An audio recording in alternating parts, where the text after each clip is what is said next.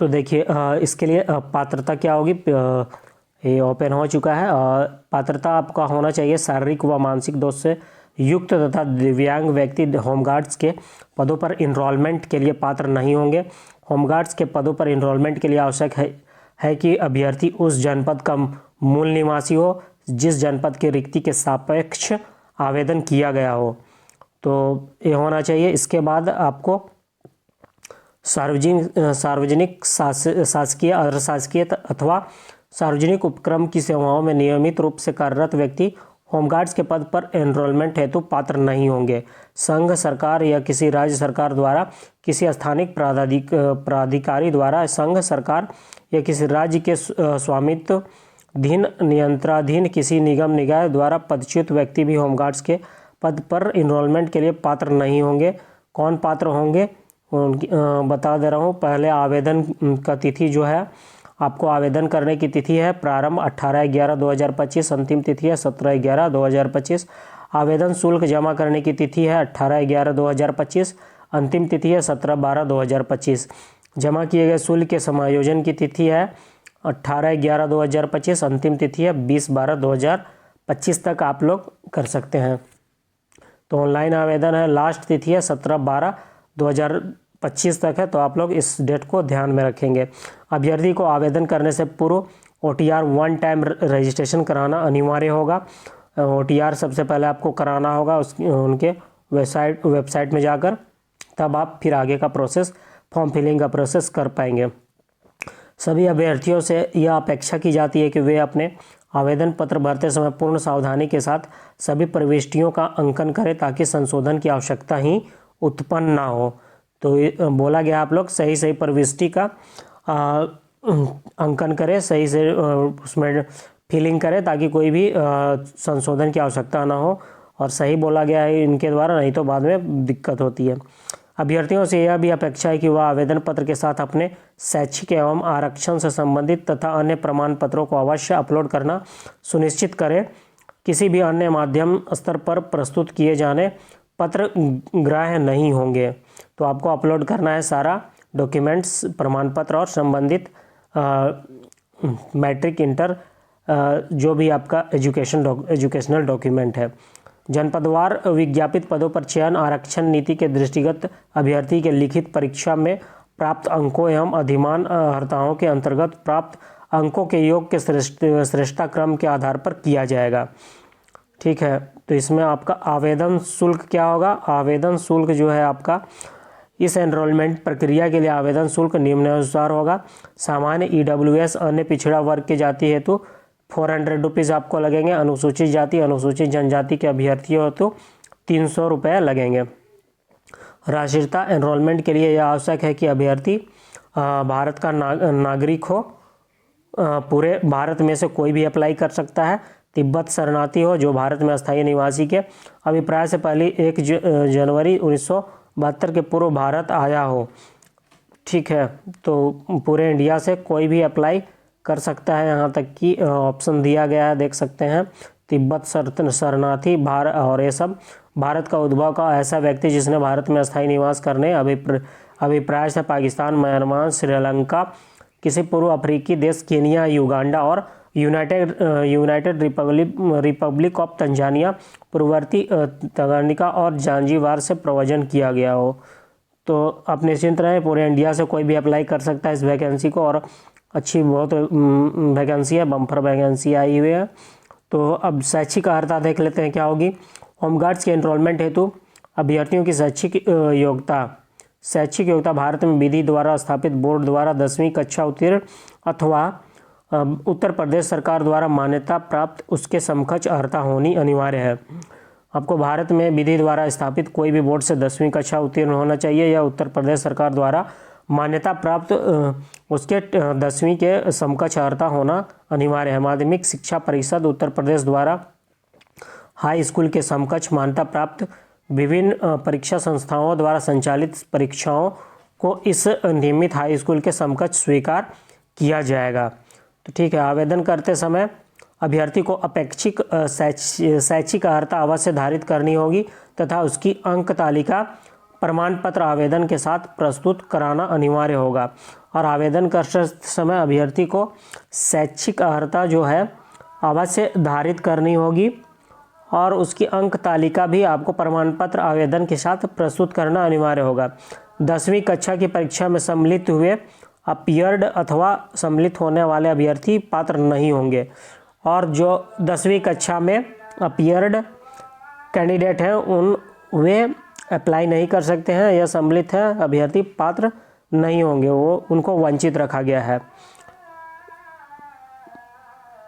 ठीक है, तो यहाँ तक आपको समझ में आ गई होगी बात, जहाँ तक मुझे लगता है। अब आगे देखिए, अभ्यर्थियों को अधिमान प्रेफरेंस के अंतर्गत नियमानुसार अतिरिक्त अंक यदि किसी अभ्यर्थी के पास एक से अधिक अधिमानता अर्हता है तो उसे सबसे पहले अधिक अंक वाली अधिमानी अर्हता हेतु निर्धारित अंक दिया जाएगा। एनसीसी प्रमाण पत्र धारक के लिए सी प्रमाण पत्र धारक 3 अंक मिलेगा, बी प्रमाण पत्र 2 अंक मिलेगा, ए प्रमाण पत्र है 1 अंक मिलेगा। भारत स्काउट एंड गाइड प्रमाण पत्र धारक को 1 अंक यहाँ पर मिलेगा, तो इनको एक्स्ट्रा वेटेज दिया जाएगा।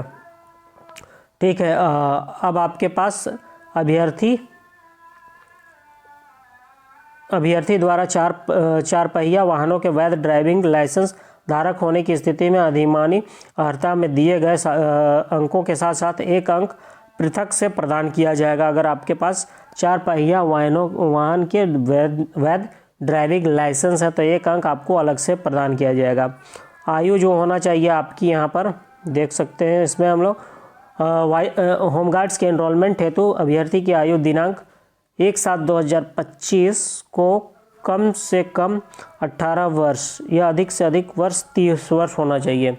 आपका मिनिमम 18 वर्ष और मैक्सिमम 30 वर्ष होनी चाहिए। अर्थात अभ्यर्थी का जन्म 1/7/1995 से पूर्व और 1/7/2007 के बाद का नहीं होना चाहिए। तो ये हो गया एज। इसके बाद यहाँ पर कट ऑफ डेट दिया गया है। सामान्य श्रेणी के लिए होमगार्ड्स के एनरोलमेंट हेतु महिला पुरुष सामान्य श्रेणी के लिए होना चाहिए 1/7/1995 से कब तक 1/7/2007। अनुसूचित जाति की श्रेणी के अभ्यर्थियों को अधिकतम आयु हेतु 5 वर्ष की छूट अनुमान 1/7/1995 से 1/7/2007 तक होना चाहिए। अनुसूचित जाति की श्रेणी के अभ्यर्थी को अधिकतम आयु को 5 वर्ष की छूट अनुमान है 1/7/1990 से होना चाहिए 1/7/2007 तक। और अन्य पिछड़ा वर्ग की श्रेणी के अभ्यर्थी को अधिकतम आयु हेतु 5 वर्ष की छूट अनुमान है 1/7/1990 से 1/7/2007 तक होना चाहिए। तो ये था आपका एज डिटेल्स। और इसके बाद आपको है चरित्र। अभ्यर्थी का चरित्र ऐसा होना चाहिए कि वह होमगार्ड्स के एनरोलमेंट हेतु सभी प्रकार से उपयुक्त हो। नियुक्ति पदाधिकारी द्वारा इस संबंध में अपना समाधान किया जाएगा। एनरोलमेंट की प्रक्रिया आप यहाँ पर देख सकते हैं। उत्तर प्रदेश शासन के शासनादेश संख्या 60/2025 1780/95 2025 8 प्रकरण 2012 दिनांक 3/11/2025 में निर्धारित उत्तर प्रदेश राज्य के होमगार्ड्स एनरोलमेंट मार्गदर्शक के अधीन किया जाएगा। लिखित परीक्षा नेक्स्ट है पॉइंट नंबर 4। ऐसे अभ्यर्थी जिनके आवेदन सही पाए जाएंगे उनसे लिखित परीक्षा में सम्मिलित होने की अपेक्षा की जाएगी। इस लिखित परीक्षा में निम्न विषय का एक वस्तुनिष्ठ प्रकार का प्रश्न पत्र होगा। ठीक है, तो इसमें एक पेपर होगा आपका क्रम संख्या 1 विषय सामान्य ज्ञान। प्रश्नों की संख्या इसमें आपका 100 होगी। कुल अंक 100, समय 2 घंटे का होगा। प्रत्येक प्रश्न के लिए 1 अंक निर्धारित है और प्रत्येक प्रश्न के लिए 1 अंक आपको मिलेगा। लिखित परीक्षा में 25% से कम अंक प्राप्त करने वाले अभ्यर्थी एनरोलमेंट के लिए पात्र नहीं होंगे। और लिखित परीक्षा में जिनका 25% से कम अंक आता है वह एनरोलमेंट के लिए पात्र नहीं होंगे। किसी भी जनपद के अभ्यर्थियों की उत्तर प्रदेश पुलिस भर्ती एवं प्रोन्नति बोर्ड लिखित परीक्षा एक ही दिनांक को एकल पाली अथवा एक से अधिक दिनांकों में विभिन्न प्रश्न पत्र के साथ विभिन्न पालियों में कलम व कागज आधारित लिखित परीक्षा OMR प्रणाली के माध्यम से संचालित किया जाएगा। यह लिखित परीक्षा OMR आधारित परीक्षा प्रणाली के अनुसार संपन्न कराई जाएगी। तो आपका परीक्षा जो होगा OMR यानी पेन पेपर मोड पर होगा। लिखित परीक्षा का पाठ्यक्रम प्रशिष्ट 1 पर आपको दे दिया गया है यहाँ पर, और इसमें देख लीजिए लिखित परीक्षा समय 2 घंटे 120 मिनट का होगा, जिसमें प्रश्नों की कुल संख्या 100 होगी तथा कुल 100 प्रश्न होंगे। प्रत्येक प्रश्न के लिए 1 अंक निर्धारित है। लिखित परीक्षा OMR उत्तर पत्रक पर होगी। प्रत्येक प्रश्न के उत्तर हेतु 4 विकल्प होंगे। अभ्यर्थी को उनमें से किसी एक विकल्प को चुनना है जो प्रश्न का सर्वाधिक उपयुक्त उत्तर हो। प्रत्येक प्रश्न के लिए 4 विकल्पों में से चयनित उत्तर के लिए OMR उत्तर पत्रक पर एक गोले को ही पूरी तरह नीले काले बॉल पॉइंट पेन से भरा जाएगा। यदि किसी प्रश्न पर एक विकल्प गोले को भरने के साथ साथ अन्य विकल्प गोले पर किसी प्रकार की मार्किंग रेखा धब्बा बना पाया जाता है तो उस प्रश्न का विकल्प गलत उत्तर के रूप में पढ़ा जाएगा। तो ये आपको ध्यान रखना है। तो आप लोग अप्लाई कर सकते हैं UPPBPB.gov.in पर जाकर अप्लाई कर सकते हैं। यहाँ पर पहले आपको OTR करना है, उसके बाद आप फॉर्म फिलिंग सारा डिटेल्स अपलोड कर पाएंगे। तो ये मैं मेन चीज़ को बता दे रहा हूँ वीडियो में। फिर आपका शारीरिक मानक परीक्षण भी किया जाएगा, जिसमें पुरुष अभ्यर्थियों के लिए न्यूनतम शारीरिक मानक निम्नवत है। ऊंचाई देखा जाएगा, सीना ये सब देखा जाएगा। सामान्य अन्य पिछड़े वर्गों और अनुसूचित जातियों के पुरुष अभ्यर्थियों के लिए न्यूनतम ऊंचाई 168 सेंटीमीटर होने चाहिए। अनुसूचित जाति के पुरुष अभ्यर्थियों के लिए न्यूनतम ऊंचाई 160 सेंटीमीटर होनी चाहिए। इसके बाद सीना है। सीना सामान्य अन्य पिछड़े वर्गों और अनुसूचित जातियों के अभ्यर्थियों के लिए न्यूनतम सीने का माप 79 सेंटीमीटर बिना फुलाए पर कम से कम 84 सेंटीमीटर फुलाने पर होना चाहिए, और अनुसूचित जातियों के अभ्यर्थियों के लिए 77 सेंटीमीटर बिना फुलाने पर और कम से कम 82 सेंटीमीटर फुलाने पर होना चाहिए। टिप्पणी न्यूनतम 5 सेंटीमीटर सीने का फुलाव अनिवार्य है। आपको 5 सेंटीमीटर सीने का फुलाव अनिवार्य किया गया है। तो ये PDF है 41 पेज का, जो मेन पॉइंट्स था मैं बता दिया हूँ। आपको PDF चाहिएगा तो आप चाहिए होगा तो PDF कमेंट कर देंगे, आपको प्रोवाइड करा दिया जाएगा। या हमारे इंस्टाग्राम और मेल भी कर सकते हैं। आप कमेंट कर देंगे, आपको बता दिया जाएगा। अगर आपको PDF चाहिए तो आपको उपलब्ध करा दिया जाएगा। तो 41 पेज का PDF है। मेन चीज़ों को मैं बता दिया हूँ। 1 टाइम रजिस्ट्रेशन आपको करने के लिए यहाँ पर जाना है। आप लोगों UPPBPB.gov.in होम नोटिस पर जाकर लिंक पर आवेदन करना है। आपको unique email ID, unique mobile number ये सब रखना है, और इस तरह से OTR करके फिर आगे का प्रोसेस कर सकते हैं। तो बहुत सारी चीज़ें दी गई है PDF में। अगर PDF चाहिए आपको तो आप कमेंट में बता देंगे, और कुछ डाउट होगा तो पूछ लेंगे। और वैकेंसी डिटेल्स देख लेते हैं एक बार। जो देख सकते हैं जो वैकेंसी है, उत्तर प्रदेश होमगार्ड के पदों पर इनरोलमेंट 2025 दिनांक नवंबर 18 2025। इसमें वैकेंसी जो है लगभग 41,424 रिक्त पदों पर इनरोलमेंट हेतु अध्याचन प्राप्त हुआ है। देख सकते हैं हम लगभग 50,000 पर वैकेंसी आ रही है। बहुत ही ज़बरदस्त वैकेंसी है। तो इसमें होमगार्ड्स वैकेंसी डिटेल्स देख लीजिए। होमगार्ड्स की एनरोलमेंट पुरुष महिला हेतु जनपदवार पदों का श्रेणीवार विवरण देखिए। आगरा, फिरोजाबाद, मैनपुरी, मथुरा, अलीगढ़ पोस्ट वाइज इसमें रिक्तियाँ और कैटेगरी वाइज यहाँ पर दिया गया है। अनारक्षित, अनुसूचित जाति, अनुसूचित जनजाति, अन्य पिछड़ा वर्ग, आर्थिक रूप से कमजोर वर्ग, रिक्तियों की संख्या, टोटल डिटेल्स यहाँ दिया गया है।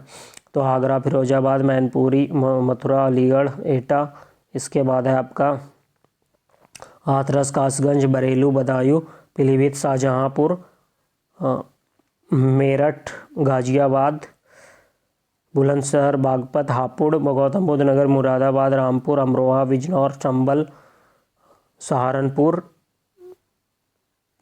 यूपी के सारे डिस्ट्रिक्ट से वैकेंसी आई हुई है। मुजफ्फरनगर, शामली, अयोध्या, बाराबंकी, सुल्तानपुर, अम्बेडकर नगर, अमेठी, चित्रकूट, हमीरपुर। इसके बाद है आपका बांदा, महोबा, गोंडा, बहराइच, बलरामपुर, श्रीवस्ती, झांसी, ललितपुर, जालौन, कानपुर। इधर वैकेंसी डिटेल्स भी आपका दिया हुआ है सारे डिस्ट्रिक्ट्स का, तो आप देख सकते हैं इसमें। कानपुर देहात, इटावा, फतेहगढ़, कन्नौज, औरैया। इसके बाद है आपका लखनऊ, हरदोई, सीतापुर, रायबरेली, खीरी, उन्नाव, आजमगढ़, मऊ, बलिया, बस्ती, सिद्धार्थनगर, संत कबीर नगर, गोरखपुर, कुशीनगर, देवरिया, महाराजगंज, मिर्ज़ापुर, भदोही, सोनभद्र, प्रयागराज, फतेहपुर, प्रतापगढ़, कौशाम्बी, वाराणसी। इसके बाद है वाराणसी, गाजीपुर, जौनपुर, चंदौली।